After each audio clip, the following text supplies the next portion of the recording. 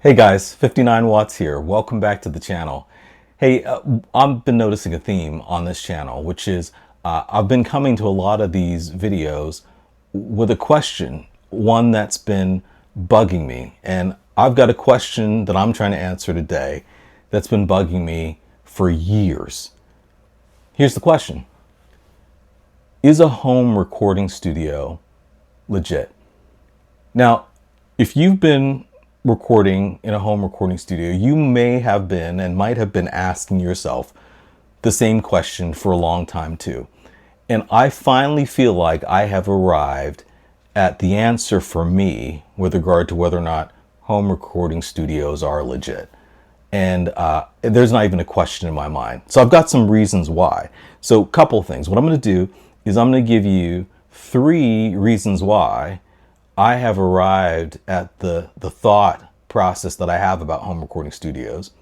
And at the end, a little bit, I'm going to make sure that I give a few caveats about home recording studios. So, for example, if you're someone who's starting out in home recording, or you're a person who's been home recording and you're looking for kind of a checklist of essential things to help you get the best out of your recording and your recording environment, make sure you stick around to hear about that. But let me kind of share where I have landed in this journey with regard to home recording studios and how legit they are or not. Here's the thing. I have recorded music for more than half of my life. And in that time, I have recorded in commercial studios, large ones, and I've recorded in a home recording studio as I have really through the last decade. And in those large commercial studios, I've even worked with a legendary producer, as you guys know if you've seen some of my other videos, and had an outstanding experience understanding what that environment has for you. You can make incredible things. There's no question. In fact, we know that some of our most loved recordings, many of our most loved recordings of all time, have been made in large commercial studios with all the stuff, right? In fact, as an artist, and I remember being a really young musician, thinking, I just want to get into a recording studio so I can get these songs made the best way that they can. And that was the only real objective in terms of where to go to record. We spent all of our time recording in commercial recording studios because that was the only way you were going to make your best music. The thing about today that I think is so different is I truly believe we are in the golden age for recording, for home recording studios. Hands down, I think this is the golden age. And the reasons I'm going to lay out for where I am with all this is why I think we're in the golden age. First, technology. Second, knowledge. And number 3, history. Let's start with number 1. First, number 1, the technology we have today that's available to us in the home recording studio environment is unbelievable. If I were to compare the first studios that I walked into as a young recording artist versus the things that are available to us now in the home recording studio environment, there's no question. I think it is far from arguable for me that you can have equipment, gear that good from the past and far better today, because the technology has, just like most technology, come so far. So there are essential things that you want to have in a recording studio. For those of you who are interested in a home recording studio kind of basic essential setup, stick around. I'm going to kind of give you, my 2 cents on that subject. But what I want to say about the technology is the technology is phenomenal. The gear that we have available to us at affordable, reasonable prices has definitely made, for recording artists, the idea of recording on your own highly accessible and highly doable in a way that never could be done before. The software in this technology realm is incredible. The software that can emulate and mimic, historical sound and gear that we have had and listened to on some of our very favorite records right there on your computer is unbelievable. You can get a plugin for virtually everything and create the music that you want and provide some access to the kinds of things that normally would have cost you hundreds of thousands, if not millions of dollars. And just about any artist can do this, which is extraordinary to me.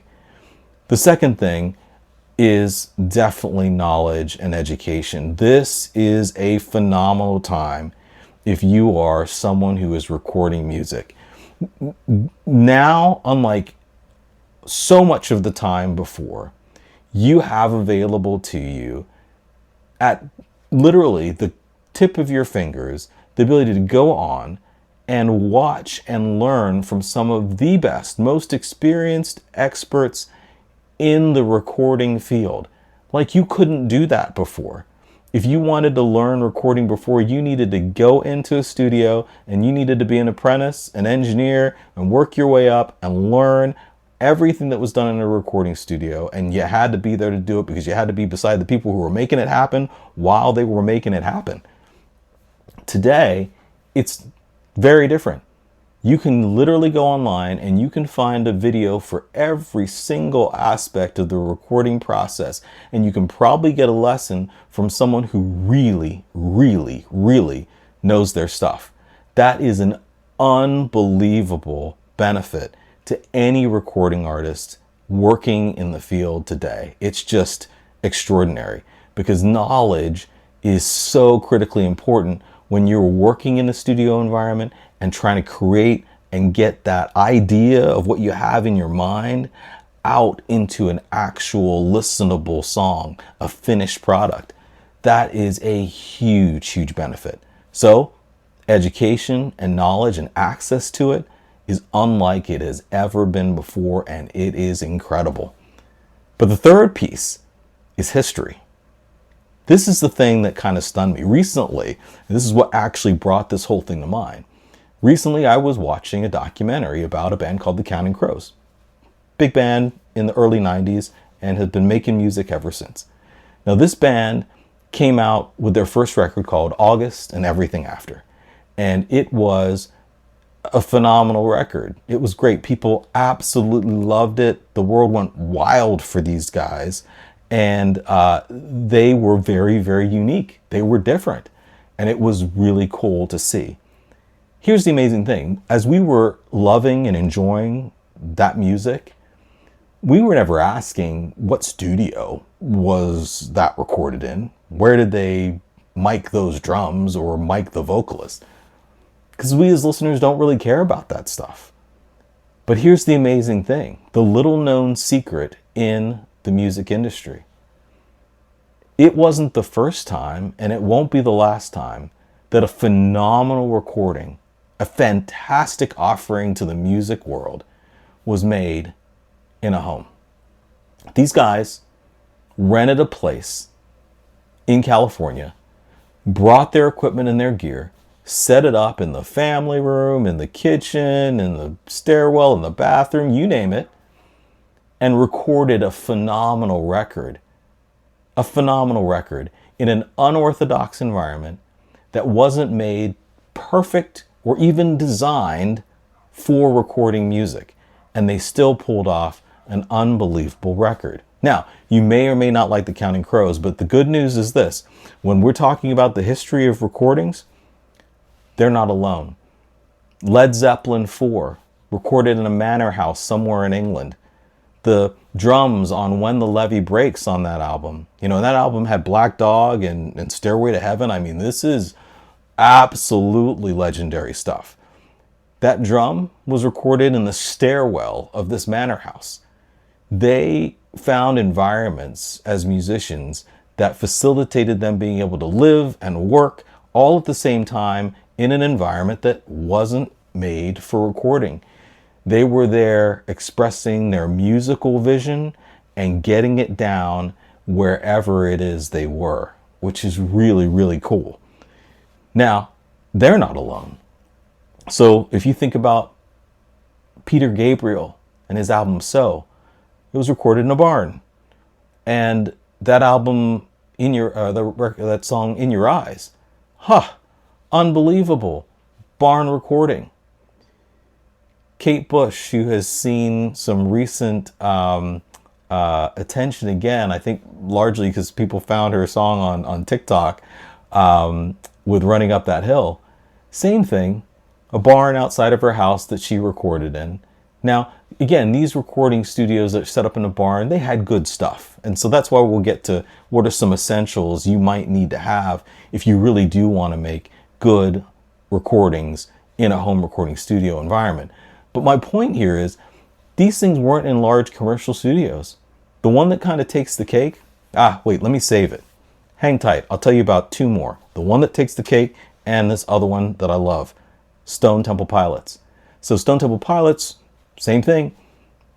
Little mansion in LA, set up their gear, recorded.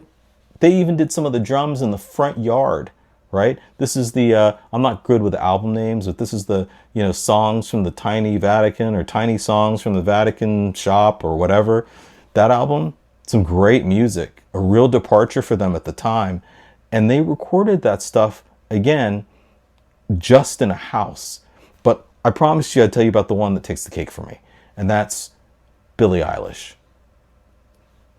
A phenomenal record that people absolutely loved. And let me tell you, the thing about me is I love all kinds of music. Like if I am hit by a melody, you can wrap that melody in whatever genre you want, and it's probably going to move me. If that is a really moving melody, I am there for it. And it can be country, it can be heavy metal, it can be rap, you name it. If it's good music, I am there for it. Billie Eilish is arguably a major pop star, right? And I make modern rock music. That's primarily what I do. But man, respect to her and her brother sitting down in a bedroom in their house in Los Angeles. I think that's the Los Angeles area. I think it's called Highland Park, right? Literally making an album that people absolutely loved and won tons of accolades and just award-winning stuff. And she's literally sitting on her bed. I watched this documentary too, by the way.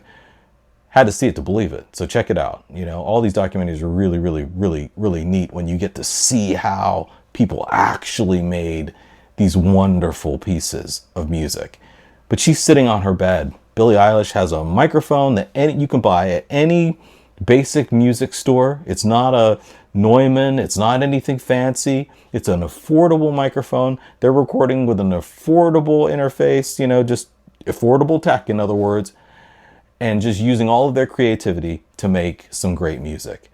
That, to me, is really inspiring, and it is again why I really do think we're in the golden age for recording. The reason why I think we're in the golden age for recording really is those three things. The technology has never been better and never been more accessible. The knowledge that you need and the way to get educated on the things you need to know to make your very best recordings has never been easier to get.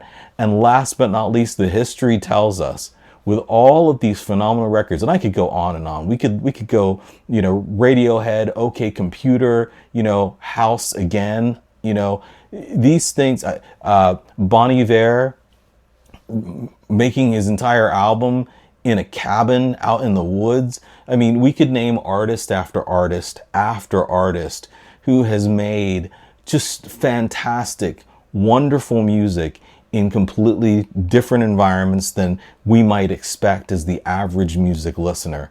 Here's the thing, the proof is in the pudding. And when you look at the history of music, what it tells me and what I find to be so inspiring is that what it's saying to us is that with so many of these phenomenal recordings being made in these unorthodox environments, the home studio is actually arguably the original, genuine article of a place to create phenomenal and different and unique and potentially even groundbreaking music in. Is the home recording studio legit? For me, the answer is 1, 2, 3, hands down, absolutely yes. The home recording studio and the golden age of recording that we are in right now to me, I find to be incredibly inspiring. And I hope if you're a person recording your own music and recording in a home environment, you find it to be really inspiring to know that some of the greatest music ever made has been made with the sheer spirit and desire from artists and creatives to make something wonderful and to do it in whatever environment it is that they found themselves. That to me is super, super inspiring. So if you are new to home recording, or you're a person who is experienced in home recording, this is a quick checklist of things that maybe you can use to make sure that you have the essentials. And it really is kind of the basic essentials, because the rest is up to us as artists. The rest is up to us to create and to bring all of that inspiration and all of our best work to the fore and get it on a recording. But what could you use? What do you need to get the things in place, the structure in place to allow you to just put out your best performances and get them recorded? If you're wondering about that, here are the things I think that are just essential in a quick rundown, really easy. And if you want to see a video on more about this, just let me know in the comments and I'll be happy to elaborate more. But I just want to give you some cliff notes that I think can be extraordinarily useful from all of my years of recording, both in large commercial studios as well as in a home recording environment. The centerpiece of a home recording studio, number one, is your audio interface. It is basically a box that you use to get the sounds you make on the outside into your computer, right? Having a good one is super helpful. Now they come in all kinds of different price ranges, but having a good one that has good preamps, which is the thing you plug your microphones into, that raises that mic level to a good and appropriate recording level, that's really, really important. But some people will find that on those audio interfaces, if they're really basic, those preamps are kind of sterile sometimes. And so they feel like their recordings might turn out a little bit, maybe a little digital sounding, a little too cold. So if you find that to be the case, you can always start there and expand by getting something like an outboard preamp. So another device that you use to plug your microphones into and then pipe them over into that audio interface. And outboard preamps come in really two types. Types that just are true to the source, and types that add color, vibe, tonality, character to what you're recording. The decision about what's going to work for you is up to you, but you can do some wonderful things. And if you get some good outboard preamp gear, if your interface isn't up to par in that regard, it can really help you in a number of different ways. It can add character to your music. It can help your music and the recordings that you make sit better in an overall mix. And so it can give you your own thing when you put the combination of these things together.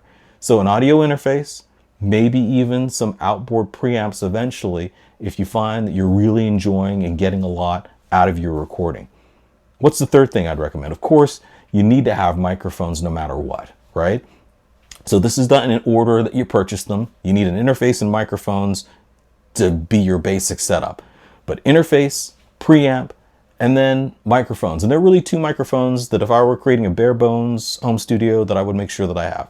Number one is a large diaphragm condenser microphone. A large diaphragm condenser microphone is really helpful and super versatile in a recording studio. If you said to me, you can only have one microphone, what would it be? It would be that, hands down, no question, to make music. The reason why is you can do vocals with it, and it's great on stringed instruments. You can even use them on overheads and miking a room, for example. So very, very versatile. You can get a lot of work done with that one mic. The second mic that I would make sure you have is a dynamic microphone. These microphones are very different. They're not nearly as sensitive as a condenser microphone, but that's a good thing for their application. This is a microphone that you would place in front of a loud guitar amp, and it would do just fine in front of that amp. So if I had those two types of microphones, I could get a lot of work done. So if you're building out a home recording studio, two microphones, an audio interface, maybe some outboard preamps in the beginning or eventually, which I usually recommend waiting on those until you're kind of perfecting your skills a little bit more. And then last but not least, you need maybe two other things for the essential setup. You need a good set of headphones so that you can monitor while you're recording and maybe even doing some mixing.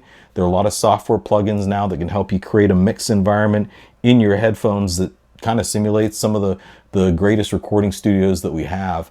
And so you can actually do mixing, and some artists actually do mix exclusively on headphones. But I recommend having a set of monitors as well. And the reason why is I love to test mixes in a variety of environments because that's really how people are going to listen to your music anyway. So listen to them through the headphones, listen to them through monitors. Then I usually listen to them on a regular home stereo system. And last but not least, always, always, always, I love the car test, right? Listening to music in the car to me is like the holy grail. And so that's usually my very, very last test to bless the mix of a song. So if you are looking at home recording studios and you're asking yourself that first question, is a home recording studio legit? As I said, I think the answer is absolutely yes. And the big caveat is you do have to have some basic essentials. So for those of you who are new or checklisting your current home studio setup, what we just talked about, I hope is really, really helpful for you. So, and hopefully in general, this entire thing has been helpful and maybe even a little inspiring, because it is super inspiring to me to know that as far as home recording is concerned, not only is it legit, but my guess is it won't be too long until another Grammy award-winning record is made again in someone else's bedroom, maybe even in your bedroom, in your kitchen, in your family room, wherever you set up your home recording studio, because really this is the golden age of recording. And it really is up to us as artists to just bring our best work, because the accessible technology, the knowledge, and the history that tells us that recording in whatever environments that you can find that stimulate and inspire you to make the art is what really matters. Because at the end of the day, it's not where you recorded it. It's using those ears and making the best music that you possibly can and getting it out in a way that other people can really enjoy it that matters. Hey guys, if you like this kind of content, please make sure you like and subscribe and hit me in the comments with what you think about all of this. Do you agree that home studio are actually a phenomenal, legit recording environment? Or love to hear if you disagree and why. But please make sure you like and subscribe and hit me up in the comments to let me know. I know when I look at the analytics that about 80% of the people that watch the videos don't actually subscribe, and it helps the channel out immensely. So if you could do that, smash like and subscribe for us, and I will keep making these videos that hopefully are helpful, inspiring, and get you some valuable information about home recording, music, songwriting, and all of that good stuff that we love to do as creatives.